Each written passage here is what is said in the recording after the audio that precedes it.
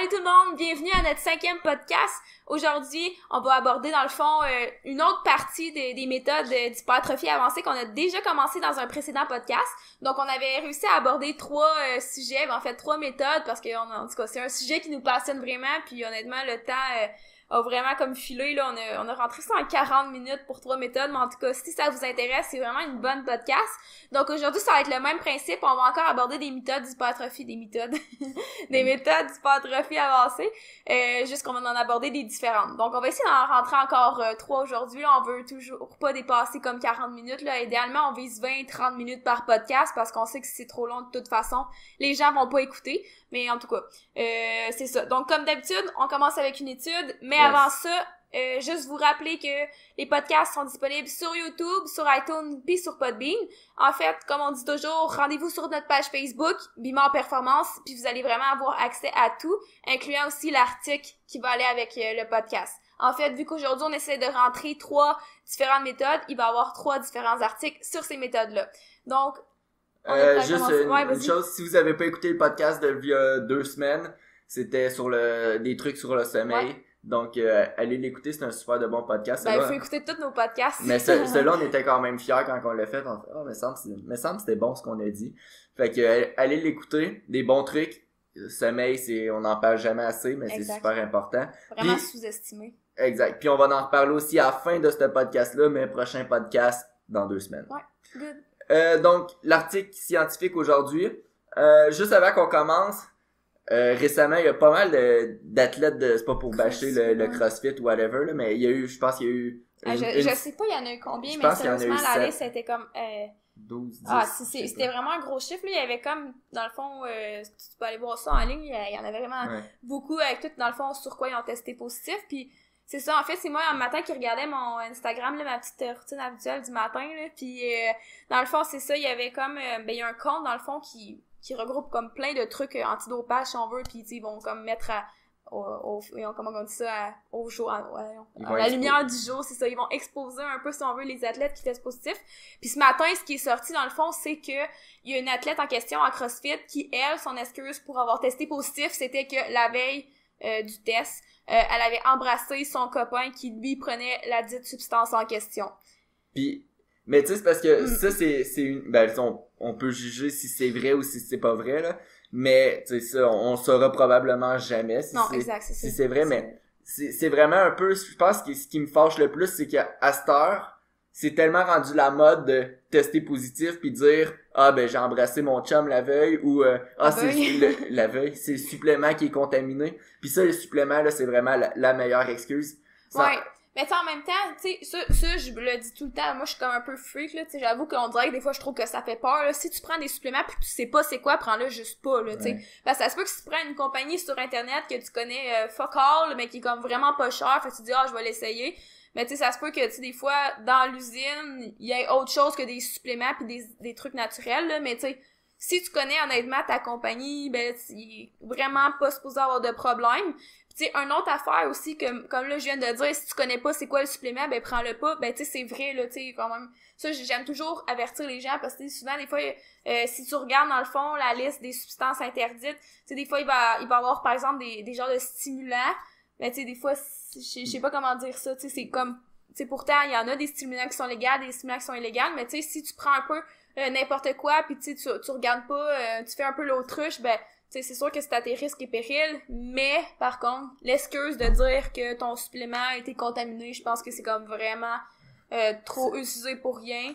Puis, tu sais, dans le fond, si t'es rendu à un certain niveau de ta carrière, que tu te fais tester parce que t'es un athlète assez bon pour qu'on ait des doutes que peut-être tu prends des drogues, puis tu sais pas ce que tu consommes vraiment, tu sais, t'es un athlète de haut niveau, mais tu sais pas vraiment ce que tu consommes comme supplément, je veux dire, c'est de ta faute le rendu là. Puis aussi, moi, est-ce que je t'ai coupé, mais dans le fond, une autre affaire, c'est que justement, tu sais, il y en a qui en prennent des substances légales, puis ils savent qu'ils ont pas le droit, mais ils le font pareil. C'est ça. Puis en plus, si après ça, tu vas te chercher des excuses, bon là, désolé, ça n'a pas sa place. Là, c'est comme notre petit défoulement de la journée, là. Puis juste avant de finir, qu'est-ce que moi je trouve encore plus frustrant, c'est que quelqu'un qui va, parce que normalement, quand tu testes positif, là, ça sort public, là, tu te fais souvent pas mal écœurer ces réseaux sociaux, à tricheur. Puis aussitôt que la personne fait un post en disant ah mais là c'est mon pot de créatine qui a été contaminé, tout le monde est comme ah ben là c'est pas de ta faute, j'adore comment tu gères la situation, reste fort, blablabla. Puis quand quelqu'un fait juste dire c'est vrai, j'ai triché, là, tout le monde il l'écœure, puis là c'est rendu véridique. C'est vrai. Je trouve ça un peu poche que les deux ils trichent, mais si tu décides d'encore plus mentir en disant que c'est ton supplément ou c'est ton chum, ça t'enlève un peu une responsabilité. En tout cas, ouais, l'étude. C'est ça. Ben, l'étude, là on est allé loin. Ouais, genre je voulais faire une conclusion. Non, mais genre je voulais juste dire dans le fond que, tu sais, à un moment donné, c'est ça, si tu le sais que ton sport est testé, tu le sais que, mettons, telle substance est interdite, ben genre, tu sais, à un moment donné, c'est quoi la limite entre je veux prendre ça pour être genre le meilleur, mais tu sais, c'est quoi qui te valorise là-dedans? Parce que tu le sais que tu triches dans le fond. Tu sais, même si tu te rends au top, c'est quoi qui est te valorisant là-dedans quand tu sais, toi, au fond de toi, que t'as triché, là, dans le fond? Puis tu sais, une autre affaire, là, dernière parenthèse, là. Okay, non, mais c'est les SARMs.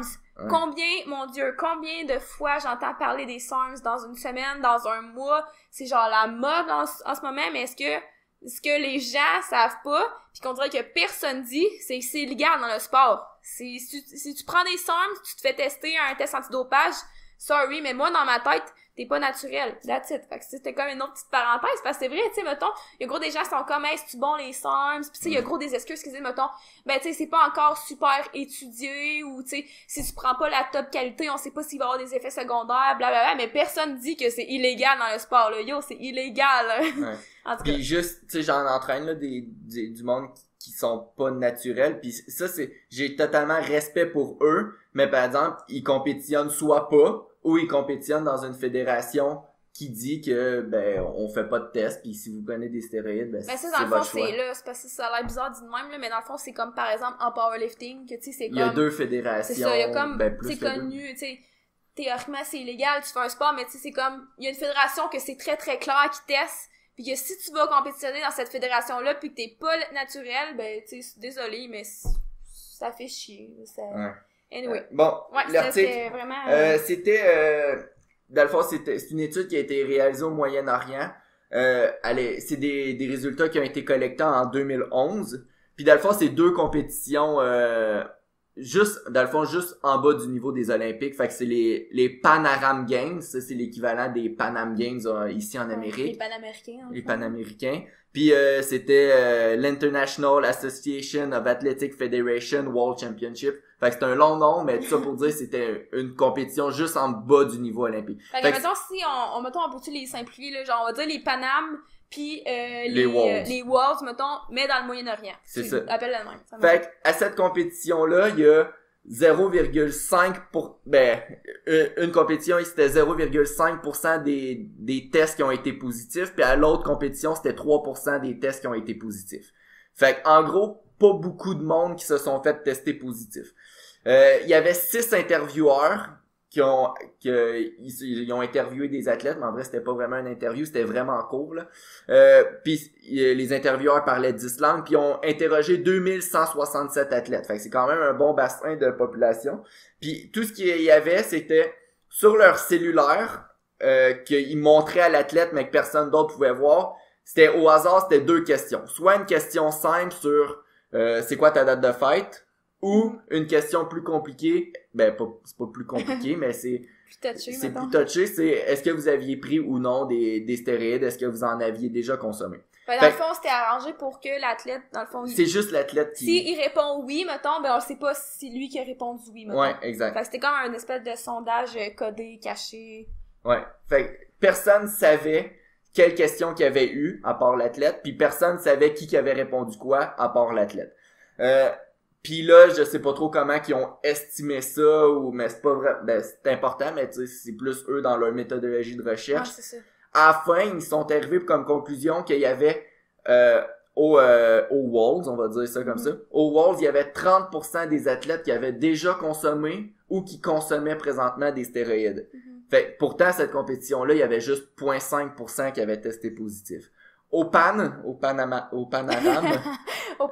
donc. Au Panam, il y avait 3% des tests qui ont été positifs, mais il y avait 45% selon leur estimation, parce que là, ils peuvent pas dire, vu que même le chercheur savait pas c'était quoi la question qui avait été posée. C'était quand même, bien fait dans le sens pour la discrétion. Ouais. Mais tu sais, encore là, tu faut tout le temps se dire, ouais, mais tu sais, mettons, la personne, elle voit le ciel, puis là, elle se fait poser la question. Tu sais, même si elle sait que personne va, genre, savoir c'est lui qui a répondu ça, tu sais, c'est comme un peu dur de vraiment savoir si la personne va dire la vérité, là, tu sais. Mais c'est pour ça que c'est des estimations, puis je sais pas comment ils sont exactement arrivés ça, mais c'était 45% à cette compétition-là qu'il avait utilisé ou prenait présentement des stéroïdes. Encore une fois, c'est une estimation. Versus le 3% qui avait testé positif, c'est gros, là. Fait que, tu sais, tout ça pour dire que il y a des tests antidopage, mais des tricheurs, il y en a. Il y en a beaucoup, il y en a plus que souvent on pense.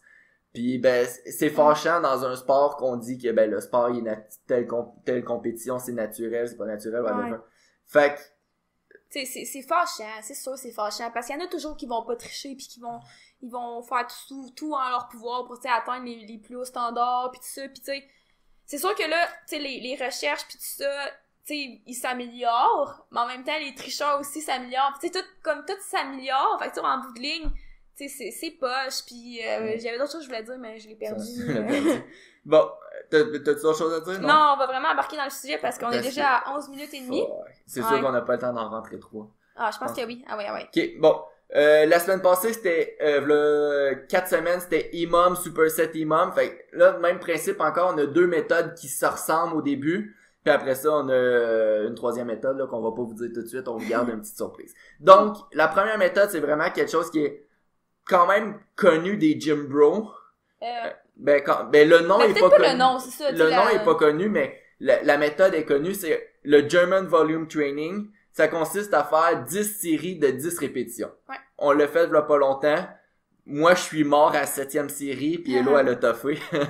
J'allais dire, c'est parce que t'avais une petite blessure qui ressortait, là, t'avais toffé, sinon.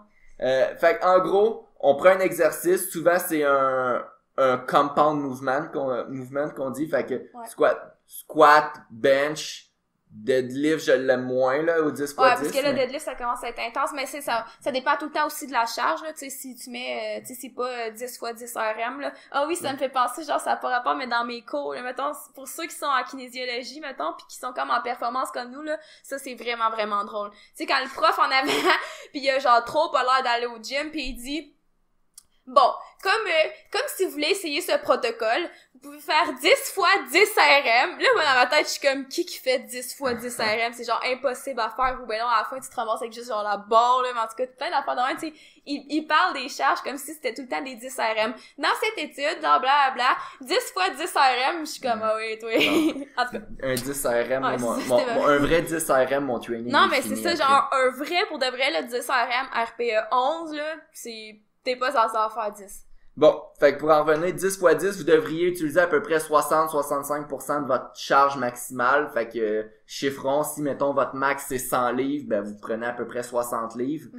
Puis les premières séries, ils vont être faciles normalement. Première, deuxième, troisième série vont être faciles. Fait que souvent le monde va faire l'erreur de ajouter du poids, puis là ils vont casser parce que si vous commencez vraiment avec 60-65% de votre max, à partir de la 6-7e série, ça va commencer à être vraiment difficile. Fait que 10 x 10 séries, entre chaque série, on prend environ 1 minute et demie, 2 minutes de pause. C'est sûr que si c'est du bicep, peut-être plus 1 minute et demie, 1 minute même. Si c'est du squat, 2 minutes, vous allez... mais c'est ça, mais dans le fond, juste rappeler, comme on a dit au début, que idéalement, là, pour que ça le mette... Ben, tu sais, tu peux le faire au bicep, là, mais tu sais, le German Volume Training, à la base, c'est comme plus avec un compound movement, donc un mouvement plus réarticulaire, comme on a dit au début, là, mais tu sais, ça se fait très bien avec des biceps, là, moi, je trouve ça le fun. Puis ça, ben, on l'a dit au début, c'est des méthodes d'hypertrophie avancée. Si tu commences, c'est ton premier entraînement au gym, puis ton premier training, tu fais un 10 x 10 au squat, c'est pas une bonne idée. On l'a dit tantôt, ben premièrement, sûrement ta technique est pas à point, mais à partir avec la fatigue, 6-7e série, ta technique commence à casser un peu, puis les risques de blessure augmentent. Donc c'est pas l'idéal. Il y a une façon de progresser. Tu peux commencer, mettons, ben on va en parler un petit peu plus tard. On en parle tout de suite. Tu peux y aller, peut-être juste genre dans le fond dire que c'est ça, tu sais, mettons, en tout c'est 100 reps, là. Fait que tu sais, si sur tes 100 reps, t'en as, mettons, 75 qui sont pas belles, ben c'est sûr que le risque de blessure est là. Fait que, mais tu sais, c'est ça. Fait que, admettons, t'es quand même avancé, puis tu veux faire du 10x10, même si t'es avancé, je conseille pas nécessairement de commencer 10x10. Tu peux, par exemple, sur 4 semaines, faire la première semaine 7x10, la deuxième semaine 8x10, la troisième 9x10, puis la dernière 10x10. Même que 4 semaines, c'est quasiment beaucoup. Je le ferais peut-être dans un bloc de 3 semaines max, là. Mettons, 3 semaines, c'est 6x10 une semaine, 8x10 l'autre semaine, 10x10 l'autre semaine. Fait que tu sais, juste question que le volume progresse, parce que si tu commences du jour au lendemain 10x10, comme nous on ferait, là, genre. Comme nous on ferait. Fait que ça, c'est vraiment dur, puis c'est là que souvent tu peux tomber pas direct en overtraining. Non, tu tomberas pas en overtraining, mais tu sais, mettons, on dit tout le temps, t'es aussi fort que ce que ton corps est capable de récupérer, tu vas autant progresser que ta récupération le permet. Fait que tu sais, si tu commences trop raide, ben tu laisses pas de chance vraiment à ton corps à s'adapter, puis c'est comme too much pour rien. Disons aussi que t'es débutant. Il y a le demi-German volume training, que lui, dans le fond, c'est 5 séries de 10. Encore une fois, tu peux progresser. Si tu veux faire sur 3 semaines, tu peux commencer à 3x10, 4x10, 5x10. Mais tu sais, 5x10, c'est quand même 50 répétitions. C'est plus que ce que normalement t'es habitué de faire avec ton 3x8, tu sais, normalement. Exact. Ce qu'on entend tout le temps, c'est 3x8 là, au gym. Là, ouais, 3x12. 3x12. Tu sais, c'est déjà pas mal plus de reps, plus intense, plus de volume. Fait que moi, c'est ça que je conseillerais pour un débutant qui veut faire le style German Volume. 5x10. Ce qui est le fun, parce que nous, on aime ça travailler un peu plus en force. On aime la mentalité un peu plus power building. Si vous voulez travailler un petit peu plus en force, il y a le 10x5 aussi, qui est l'inverse du demi qu'on vient de parler. Ouais, ben tu sais, on a encore 10... Mettons, c'est comme... Au lieu de faire 10x10, tu fais 10x5. Ça veut dire que tu as le même nombre de séries, mais t'as moins de répétitions totales, ça veut dire que tu vas aller chercher une intensité plus élevée, en fait. C'est vraiment aussi simple que ça. Fait que moins de volume, plus d'intensité. On peut, dans ce cas-là, vu que l'intensité est un petit peu plus élevée, allonger un petit peu ses pauses, mais pas trop. J'essaierais de garder ça à 2 minutes, 2 minutes et demie, là. Ouais. Fait que c'est ça. Encore compound movement, même principe. Puis encore là, tu peux commencer avec un demi, genre, si tu veux, parce que déjà, juste 5x5, c'est excellent, là, tu sais. Quand c'est bien apporté, là, ça peut être excellent, mais après ça, tu sais, des fois, c'est juste une façon d'apporter un stimulus différent. Fait que c'est à essayer, moi, c'est le genre de challenge que j'aime, pis toi aussi, là, je pense. Yes. T'as-tu d'autres choses à ajouter? Moi, je vais ajouter d'autres choses. Ben, tu peux embarquer dans les avantages, désavantages, non? Ouais, sinon, la façon qu'on pourrait splitter ça un peu, le training. Souvent, le monde va faire 10x10, puis ils vont avoir tendance à faire le même nombre d'exercices qu'ils feraient normalement dans un training normal. Fait que si, mettons, t'es habitué de faire 6-8 exercices dans un training, mais là, t'as ton German Volume, tu vas te brûler, c'est beaucoup trop. Fait qu'une fois que t'as fait ton German Volume, mettons, on est au squat. 10x10 au squat. Après ça, qu'est-ce que tu fais? Normalement, si tu fais 3 séries de 10 répétitions à un autre exercice, puis peut-être un autre exercice un peu plus, peut-être abdos ou whatever. Mais tu fais pas 10x10 au squat, 10 séries de leg press, 10 séries de lunge. Non, après ça, tu limites ton volume. Vraiment, vraiment court. C'est quand même court comme programme. Normalement, 10x10, ça devrait te prendre peut-être 25 minutes, une demi-heure. Puis après ça, 1 ou 2 autres exercices pour claquer ton training en 50 minutes. La manière, tu pourrais splitter ça dans ta semaine. Si tu fais un 10x10 le lundi, c'est sûr que le mercredi, tu peux pas, un 10x10 au squat le lundi, c'est sûr que le mercredi, tu peux pas refaire un autre training de squat ou de deadlift 10x10. Ben, tu peux si tu veux, mais c'est juste que ça sera vraiment pas optimal. T'auras pas le temps de récupérer. Fait que, c'est ça.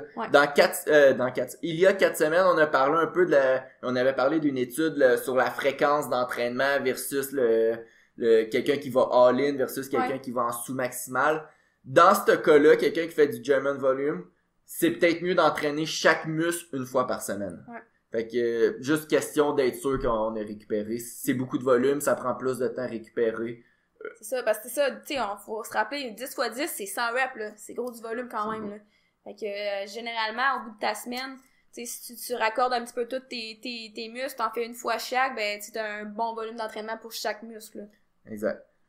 Avantage? Ouais. Tu y vas, j'y vais? Tu peux y aller, vas-y, fini, je vais partir avec l'autre. Le German Volume, là, c'est niveau hypertrophie, là, c'est quand même, si t'es prêt à ça, c'est dur à battre, là. C'est des gains rapides. Tu vas, honnêtement, je l'ai fait, là, quand j'étais un peu plus jeune.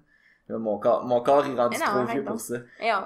Non, mais c'est des gains rapides, super efficaces, mais utilise-les pas trop longtemps ou pour trop de séances d'affilée. Tu sais, parce que souvent, quand on dit, ça, c'est vraiment efficace pour l'hypertrophie, les gens sont comme, OK, parfait, c'est la méthode. C'est la nouvelle méthode. J'y vais pendant 2 mois, j'essaye ça, mais tu sais, t'auras pas de résultat. Ça va être bon pour 2 semaines, mettons, là. Après ça, si tu fais ça pendant 2 mois, ça sera plus la meilleure méthode, parce que tu vas juste te nourrir, là. Après ça, dans les autres avantages, ce qu'on en a parlé, c'est aussi possible de l'adapter pour travailler en force, un petit peu, mais plus power building, c'est plus notre style d'entraînement. Aussi possibilité de l'adapter un peu plus pour les débutants, les débutants qui ont envie de faire plus de volume, fait que le demi-German volume. Dans les désavantages, c'est très difficile, j'en ai parlé tantôt, la dernière fois je l'ai essayé, j'avais fait du squat, je me suis rendu jusqu'à 7e série, j'étais plus capable. Fait que c'est vraiment, vraiment, vraiment difficile comme méthode.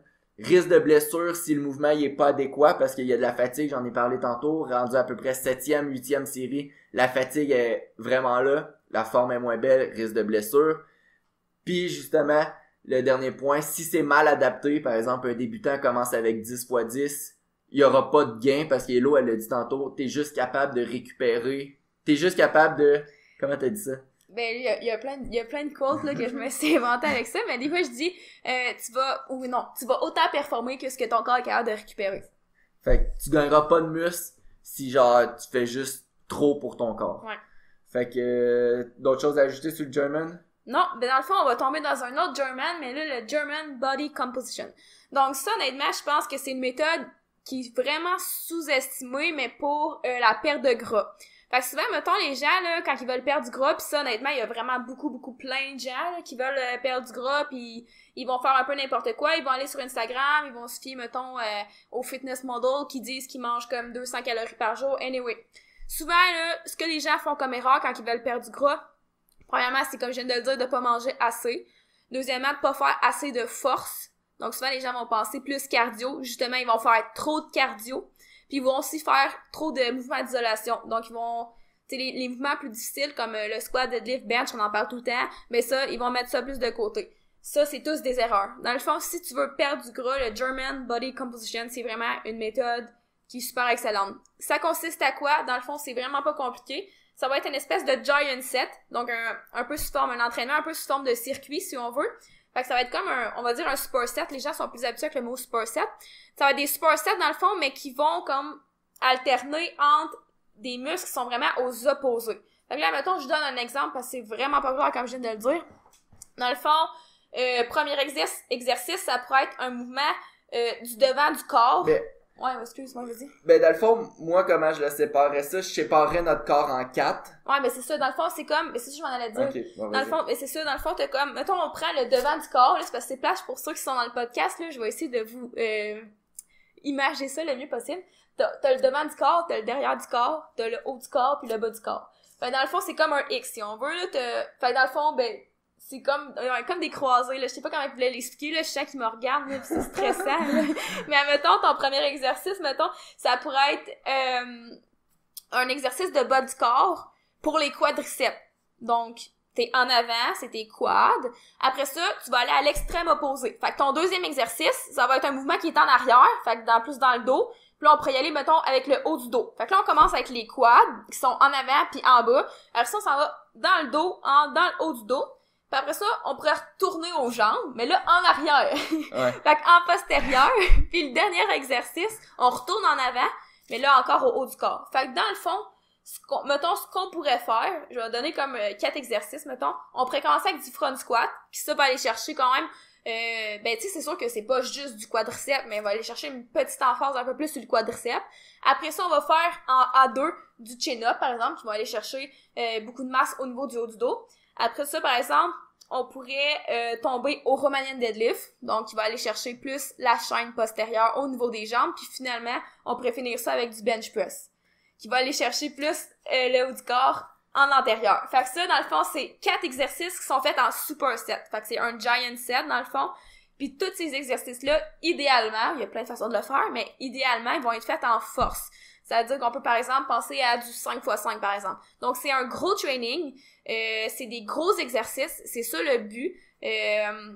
Dans le fond, de A1, A2, A3, A4 qui pourrait être fait en 5x5 avec ces gros mouvements-là. Ça, c'est quoi, c'est l'eau A1, A2, A3, A1, A2, A3, c'est l'ordre des exercices. Fait que ceux qui sont habitués de travailler avec nous le savent. Sinon, les autres, tant pis pour vous. Non, c'est pas vrai. Non, sérieux, c'est comme, mettons, A1, c'est ton premier exercice. Si, mettons, on aurait écrit A, B, C, D, ça veut dire que chaque exercice est fait séparément. Puis quand ils ont la même lettre, comme A1, A2, A3, A4, ça veut dire que les exercices sont faits en superset. Brièvement, c'est ça. De toute façon, dans le fond, ce que je voulais dire, c'est ça, c'est que je sais plus en fait vraiment qu'est-ce que je voulais dire. Pour ceux qui sont intéressés, là, dans l'article du German Body Composition. Ouais, je pense que celui-là est comme un peu plus visuel. Ouais. On a un exemple de training. Puis c'est ce qu'Elo elle vient de dire, là, mais c'est plus simple quand on le voit visuellement. Juste pour être sûr que tout le monde comprenne, là, des fois quand c'est deux personnes qui l'expliquent différemment, ça comprend, ça l'aide à comprendre. Donc un exercice de chaîne antérieure bas du corps, je commence compliqué. Okay, fait que mettons, dans l'ordre des exercices, ça serait quad, dos, ischio ou fessier, puis pec, épaule, biceps. Fait que, tu sais, dans le fond, ça fait, comme Elo, elle a dit, ça fait un croisé, puis dans le fond, mais je pense que ce qui est le plus important à dire, c'est que c'était premier, parce que là, après ça, on peut aller faire des accessoires après ça, mais ça, je veux pas embarquer là-dedans tout de suite, mais c'est ça, ces 4 exercices-là, c'est des gros mouvements. C'est pas genre du bicep curl avec du glute kicks back, puis je sais pas trop quoi, les exercices que tu vas aller voir sur Instagram, mais anyway, c'est des gros mouvements, c'est ça le but, puis c'est d'aller les travailler en force, donc ça va être super bénéfique au maintien de la masse musculaire dans le processus de perte de gras. Puis après ça, dans le fond, juste ça, c'est quand même assez drainant. Fait qu'après ça, tu peux continuer ton entraînement avec des accessoires. Mais là, ces accessoires-là, on va y aller plus en isolation. Parce que là, tu viens de vraiment taxer ton corps. À m'emmener trop, c'est toujours comme pas assez. Fait que dans le fond, si tu veux finir ton entraînement avec des accessoires, c'est ça. Tu vas y aller plus en isolation, comme par exemple du leg curl, reverse fly, des abdos aussi que tu peux te rajouter à la fin de ton training. Puis c'est un petit peu plus haute répétition. Si non, je l'ai pas dit encore, mais c'est ça, on fait pas tout le training en série de 5, là. C'est ça, quand tu t'en vas à l'isolation, tu peux y aller en série de 8, 10, 12. Puis, mettons, là, c'est sûr que là, on a comme l'article, là, en fait, devant nous. C'est pour ça qu'on regarde des fois sur l'ordi, parce que on veut que qu'est-ce que vous allez lire, ça concorde avec ce qu'on dit. Mais dans le fond, vous allez voir un exemple de training. Puis, dans le fond... Mais on peut donner un exemple. Tu sais, mettons comme...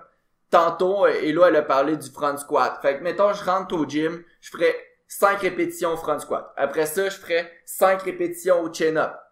J'ai 30 secondes entre chaque exercice, ok? Fait que c'est vraiment le temps de changer puis de se placer. Après ça, une fois que j'ai fini mes 5 répétitions au chin-up, je fais 5 répétitions au Romanian deadlift. Une fois que j'ai fini mes 5 répétitions au Romanian deadlift, je fais 5 répétitions au bench press. Puis là, j'ai une pause un petit peu plus longue. Après ça, on recommence. Ouais. La pause un petit peu plus longue, je parle à peu près 2 minutes de pause. Tu sais, le but, c'est quand même de perdre un peu de gras. Fait que si tu prends une demi-heure de pause, on perd un peu l'efficacité. Avec ce giant set-là, c'est ça, c'est quand tu sais, le fait de mixer les masses musculaires comme ça, c'est que ça t'aide à récupérer.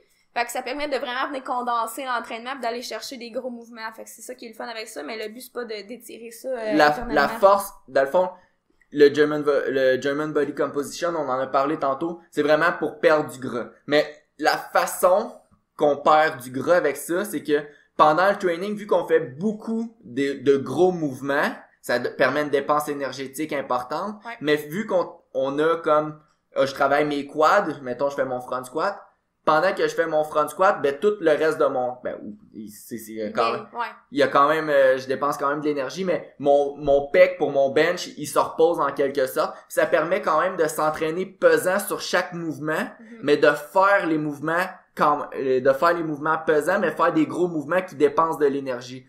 Fait que la force de cette méthode-là, c'est que ça permet, oui, de dépenser de l'énergie, mais ça permet surtout de maintenir notre masse musculaire pendant. Parce que c'est ça, tu sais, tu peux perdre du gras en faisant, tu sais, ben des affaires.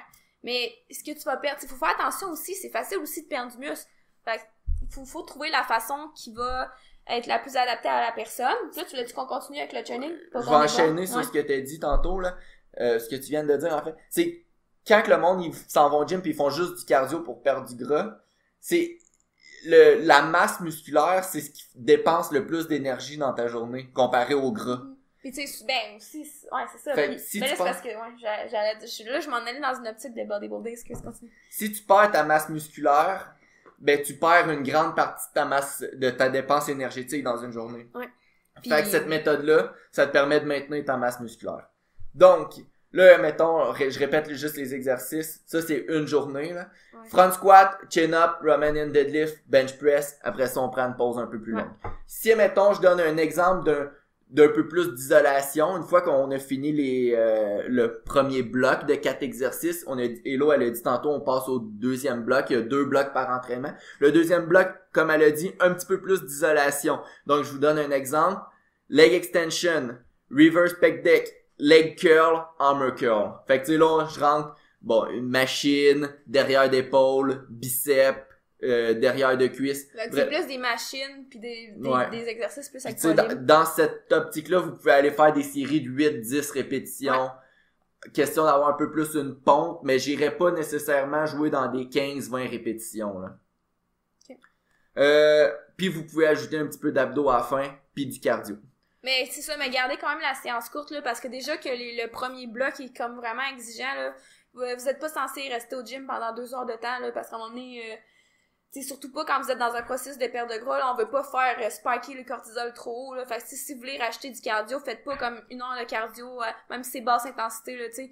Misez, tu sais, pour, moi, personnellement, là, dans ce genre de training-là, j'aime mieux préparer ça. Si tu veux vraiment racheter du cardio, tu vas y aller avec de la haute intensité, fait que des intervalles à haute intensité, fait que tu sais, mais c'est important de varier aussi le type de cardio. Faites pas tout le temps le même Non, ouais, je sais, mais tu sais, mettons, c'est parce que là, avec la séance qu'ils ont là, mettons, là, tu sais, j'irais pas rajouter, mettons, 1 heure de, tu sais, parce que là, c'est ça, vous avez pas le visuel, mais tu sais. 20 minutes maximum. C'est ça, parce que sinon, votre training va comme vraiment déborder, puis vous allez juste nuire, là, à votre récupération, à vos gains, etc. Pourquoi que on dit de faire, mettons, c'est votre objectif de perdre du gras, pourquoi on dirait de mettre le cardio à la fin? C'est que justement, on veut maximiser votre masse musculaire, conserver le plus de force possible. Donc, si on vous épuise au début de votre entraînement en faisant du cardio, quand vous allez arriver à faire vos gros mouvements, vous allez avoir moins de jus. Donc, ça va être plus difficile de mettre lourd puis de déployer la même énergie. Donc, votre masse musculaire va souffrir, votre force, elle sera pas aussi importante. Donc, on met le cardio à la fin parce que notre priorité avec cette méthode-là, c'est de maintenir votre niveau de force, maintenir votre niveau de masse musculaire tout en perdant du gras. Exact. Fait que cardio à la fin, maximum 20 minutes, high intensity, fait que des intervalles ou une fois de temps en temps, c'est correct de faire du continu là, sur mais c'est à la limite parce que le training qu'on fait ça, German Body Composition, vous êtes pas obligé de le faire là, pendant 3 mois non plus. Là. Non. Là, c'est vraiment juste une séance typique. Mais là, après ça, pour le cardio, comme qu'ils viennent de le dire, tu sais, c'est pas y a pas de... on n'a pas encore trouvé la méthode parfaite, là, tu sais. Fait que, tu sais, ce qu'on dit là, ça s'applique pas nécessairement tout le temps, là. Tu sais, faut tout le temps vous garder ça en tête, tu sais. C'est ça notre rôle aussi. On a étudié à l'université pour ça. C'est d'être capable d'appliquer quel processus va à quelle personne, pendant combien de temps, etc. Fait que, tu sais, ça, c'est plus que, ça va vraiment plus loin que le podcast, là. Puis, on l'a pas dit, mais c'est ça que, comme training, j'ai fait pendant mes 8 dernières semaines de prep pour ma compétition de bodybuilding. Ouais. Donc, c'est la preuve que ça marche. Ils ont pas de preuve? Ah oui, tu vas mettre une petite photo dans la vidéo, genre? Dans l'article, il y en a une. Ah bon. Dernière recommandation, plus que 4 fois par semaine avec cette méthode-là, ça commence à être difficile, honnêtement. Vous allez voir. Sinon, vous le faites pas pendant trop longtemps. Tu le faites comme pendant 8 semaines, mettons, mais tu sais, 4 fois par semaine, pendant 8 semaines. C'est limite. Vous allez voir quelqu'un qui va en mais c'est parce que ça dépend aussi du volume, là. Tu sais, il y a moyen, encore une fois, de faire progresser le volume. En tout cas, ça, je pense que là, on déborde vraiment beaucoup, là. Puis le temps, il avance 34 minutes. Ouais. On va accélérer. Juste conclure avec ça, là. Le German Volume Body Composition. Non, German. C'est vraiment la méthode, une des méthodes. Ben, en tout cas, moi, c'est celle que je trouve, c'est la méthode, là. Mais ça dépend, c'est pas tout le monde qui va bien fitter avec ça aussi. Comme je viens de le dire, je vais pas répéter mon speech, mais tu sais, c'est une méthode qui marche bien. Est-ce qu'elle marche bien parfaitement pour tout le monde? Non. C'est ça, comme pour toutes les méthodes. Tu te souviens-tu, juste à part là, la fille là, qui fait du bodybuilding, là, qui monte tout le temps ses abdos en ligne, là, elle reste à Montréal? Ah oui. Elena, je sais pas quoi. Elle fait ça, cette méthode-là. En tout cas, ça aurait été cool si tu t'aurais su son nom. On conclut là-dessus, c'est une méthode super efficace pour perdre du gras. Ouais, ok. Dernière méthode. Ah, là, je repense à la fille, c'est parce que t'es un petit peu à l'inverse de notre speech du début, là. Quoi? Mais mettons... ouais, mais pas naturel, là, mais c'est pas grave, mais tu sais, elle shred, puis c'est ça qu'elle utilise comme méthode pour être shred pour ses compétitions. Ouais. Dernier point. Pré-pompe en activation. Ça, c'est quelque chose que j'haïssais vraiment beaucoup. Ouais. Quand même. Il y a, mettons, peut-être, il y a 1 an. On va expliquer c'est quoi en détail, pourquoi je l'haïssais. Ça, c'est cette méthode-là, on l'a découvert dans le livre de The Brutality of Mountain Dog Training. C'est un e-book de John Meadows. C'est un super de bon petit livre, là, ça se lit facilement, une 50aine de pages. Mm-hmm. Qu'est-ce que ça consiste? Pré-pompe en activation. C'est que dans le fond, avant d'aller lever pesant, c'est qu'on va faire une petite pompe juste pour lubrifier les articulations, emmener un peu de sang au niveau du muscle. Ouais. Un des avantages de ça, c'est vraiment que c'est le risque de blessure est diminué, surtout quand, bon, là, nous, on est encore jeunes, là, mais souvent avec des clients un petit peu plus vieux, on se rend compte que, oui, des fois, peut-être rendu à 30, 40, 30 c'est encore jeune, là, 40, 50 ans, c'est dur de commencer son warm-up, son training, puis tout de suite, comme quand on a 17 ans, puis faire du bench en partant. Mais anyway, moi, je recommande pas ça. Ben là, c'est sûr que nous, on est en powerlifting, puis emmener le bench, tu sais, je peux pas arriver au bench puis mettre direct ma charge, sinon, mon training sera juste pas efficace, parce que il faut que t'échauffes ton corps, pis tout ça, mais tu sais, honnêtement, je trouve que tout le monde devrait faire au moins un warm-up, pis tu sais, 95% des gens arrivent au gym, puis ils vont direct sur leur exercice sans même avoir pris le temps d'augmenter un peu leur température corporelle, puis genre faire des exercices de mobilité ou que, tu sais, mettons, plein de trucs comme ça. Rentre dans le gym en gugun, mettre une plate au bench, font-le ça. Une plate, après ça, 2 plates. Ah, tellement. Oh non, même pas au bench, c'est genre au chest press. Au chest press. Ben, chest press, c'est parce qu'ils font leur pré-pompe. Non, mais ça, c'est leur gros mouvement de la journée, c'est bien. Bon, pré-pompe en activation, souvent, c'est un mouvement, c'est pas un compound movement, fait que c'est un mouvement plus d'isolation, ça peut se faire avec des dumbbells, mais c'est un mouvement qu'on va aller en pleine amplitude de mouvement. Fait que si on prend l'exemple du chest, mettons qu'aujourd'hui ton training c'est du bench. Du bench. Moi j'aimerais ça commencer, faire ma pré-pompe puis faire des séries de dumbbell fly. Puis là quand je fais mon dumbbell fly, j'écarte mes bras puis là je veux sentir quand je suis au bout, j'ai un stretch dans mon pec. Puis là je commence, ce que je ferais c'est je ferais 4 séries. Une série de 15, une série de 12, une série de 10, puis une série de 8. Puis après ça, j'irai sur mon bench press. Fait que dans le fond, c'est ça. Au début, le nombre de répétitions est plus élevé. Plus ça va, plus que ça diminue. Fait que plus que tu peux augmenter la charge. Puis dans le fond, plus que tu sais, ta première série de 15, c'est pas la plus difficile. T'es pas censé vraiment pas aller à l'échec, là. T'sais, le but, c'est que ça soit, à chaque série, ça soit un petit peu plus dur. C'est quand, attends, ta dernière série de 8, là, tu pourrais comme la compter comme une vraie série d'entraînement, mais tu sais, avant ça, tu vas vraiment pas à l'échec ou quoi que ce soit. Puis c'est ça, c'est important d'aller chercher vraiment une grande amplitude de mouvement. Puis, vas-y, continue où t'étais rendu. Puis, c'est quand même simple, là. C'est vraiment simple comme pleine amplitude de mouvement, puis normalement, ça devrait solliciter le même muscle que ce que vous allez que le mouvement que vous allez utiliser après. À la limite, tu pourrais même le faire en superset parce que mettons si t'as un gros mouvement comme principal exercice de ton training, ben tu sais, souvent tu vas pas juste utiliser un muscle évidemment. Là. Fait que tu pourrais okay. Tu pourrais le faire avec mettons du dumbbell fly avec un skull crusher pour ceux qui savent pas c'est quoi, c'est un exercice de triceps. Fait que tu sais bench, le pec est impliqué, triceps est impliqué. Fait que vous pourriez le faire en superset. 15 répétitions, 12 répétitions, 10 répétitions, 8 répétitions. Ou même vous pouvez jouer un peu, là, mais tu sais, normalement, vous passez de haute répétition à plus pesant, de facile à difficile. Fait que c'est vraiment l'intensité augmente à chaque série, puis retenez pleine amplitude de mouvement. Fait que c'est un avantage de cette méthode-là. Puis, tu sais, aussi, mettons, si tu sais que t'as une faiblesse, mettons, au chest, ben ça peut être bon aussi d'impliquer ça, comment on dit ça, d'incorporer ça à tes training, parce que veux pas, ça te fait des séries de plus pour ton chest, puis en plus ça te permet de venir l'activer. Fait qu'il y a comme plus de chances que quand tu fais après ça ton gros mouvement de chest, ben que tu sentes bien ton chest et non mettons un muscle qui est comme plus fort. T'sais, c'est tout le temps bon de travailler sur son maillon faible, c'est comme un peu ça que je veux en venir. Fait que tu veux pas, ça te fait quand même 4 séries de plus pour le chest, ça te permet de l'échauffer puis de venir l'activer. Fait qu'après ça tu peux être plus performant à l'utiliser pendant tes séries. J'avais dit que je reviendrais, là on a vraiment fini là, mais j'avais dit que je reviendrais pourquoi j'aimais pas ça au début. C'est parce que c'est sûr que si tu fais des séries de dumbbell fly avant d'aller faire ton bench, tu vas arriver sur ton bench puis tu vas te dire, tu vas le sentir, il me semble que mon pec est déjà fatigué. Ouais. C'est normal. Au début, ça se peut que tu sois 5-10% moins fort. Ouais. Mais sur le long terme, tu vas finir que tu t'habitues un peu à cette méthode-là. Puis tu vas arriver sur ton bench, puis tu vas juste être normal, puis même tu vas te sentir mieux parce que tu vas avoir tes articulations vont être lubrifiées, tu vas avoir du sang dans ton muscle. Fait que tu vas juste être plus prêt physiquement, mentalement, puis tu verras plus la différence. Mais ça prend un petit temps d'adaptation là qu'au début tu vas juste te dire fuck cette méthode-là. Là, ouais, c'est genre, il me semble que t'arrives à ton bench pis t'es comme, il me semble que j'ai déjà une pompe de chest pis genre, je serais pas fort, là. Ouais. Mais, fait qu'il faut s'habituer. Ouais. Donc, on conclut ça, les avantages de cette méthode-là. Ouais, vas-y, ben dans le fond, c'est ça, là, vu qu'on vient vraiment, comme on leur dit, là, augmenter le sang dans le muscle, lubrifier les articulations, ben c'est sûr que ça diminue le risque de blessure, ce qui est vraiment super intéressant. Ça va aussi favoriser l'hypertrophie parce que ça, t'as comme un petit peu d'accumulation de sang dans ton muscle, puis en plus, c'est que tu vas être, par après, tu risques d'être meilleur pour aller recruter ce muscle-là aussi dans tes autres mouvements, fait que ça, c'est super.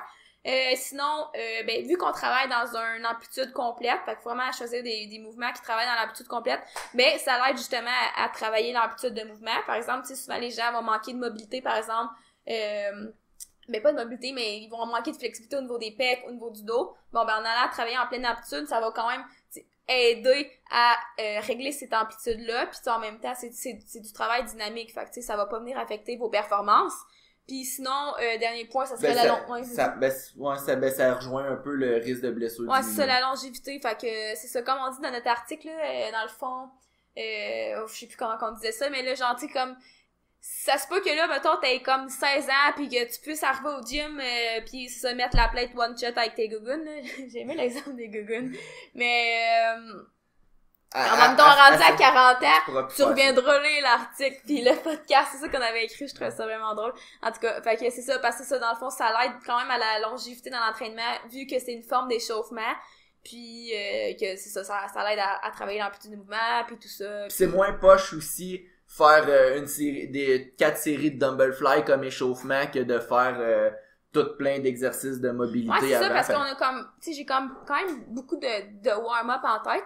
Puis tu sais, des fois, on dirait que, tu sais, il y a comme plein de choses qui m'aident beaucoup à bien performer en entraînement, mais tu sais, des fois, pour de vrai, moi, j'aime ça varier, là. Des fois, tu sais, genre, faire une petite prépompe comme ça, j'en fais pas à tous mes trainings, là, mais tu sais, des fois, moi, ça me fait du bien, je trouve que ça l'échauffe vraiment. Tu sais, c'est vrai que si t'es pas habitué au début, tes performances, ça se peut que tu te sentes moins fort, mais ça a peut-être comme 2 semaines puis tu vas t'adapter, là. Honnêtement, faut pas avoir peur avec ça. Ouais.